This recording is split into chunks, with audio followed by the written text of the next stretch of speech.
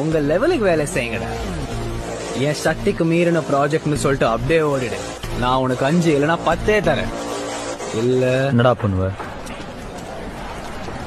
ஏண்டா வெள்ள பண்ணி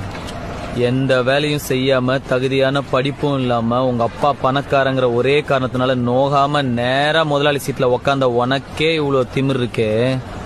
அப்பா அம்மா கஷ்டப்பட்டு ஸ்கூலுக்கு டொனேஷன் கட்டி எல்கேஜில இருந்து 10வது வரைக்கும் ஃபெயில் ஆகாம படிச்சு 10வதுல ஈஸியான குரூப் எல்லாம் விட்டுட்டு இந்த குரூப் எடுத்தாதான் இன்ஜினியர் ஆக முடியும்னு கஷ்டமான குரூப்பா எடுத்து பிசிக்ஸ்க்கு ஒரு டியூஷன், கெமிஸ்ட்ரிக்கு ஒரு டியூஷன், மேக்ஸுக்கு ஒரு டியூஷன் ரோடா அலைஞ்சு அதுக்கு ஃபீஸ் கட்ட பெத்தவங்கள வேற ரோடா அலைய விட்டு பப்ளிக் எக்ஸாம்ல பாஸ் ஆகிறதுக்கு நைட் எல்லாம் பிளாஸ்க்ல டீ வச்சு படிச்சு காலையில அலாரம் வச்சு எந்திரிச்சு படிச்சு அதுல வாங்குற மார்க் எல்லாம் பத்தாம டிஎன்பிசி எக்ஸாம்க்கு வேற தனியா ஒரு 2 மாசம் உட்காந்து படிச்சு அதுல வாங்குற கட் ஆஃப் மார்க் யூஸ்லெஸ்ஸா போய் அம்மா நகைய அடமா வச்சு காலேஜ்ல சீட்டு வாங்கி ஃபர்ஸ்ட் இயர்ல இருந்து 4th இயர் வரைக்கும் வச்ச அரியர்லாம் 4th இயர்ல மொத்தமா கிளியர் பண்ணி இந்த சொசைட்டிக்குள்ள நுழைஞ்சா இந்த சொசைட்டி என்ன வேலை இல்லைன்னு செருப்பால அடிச்சு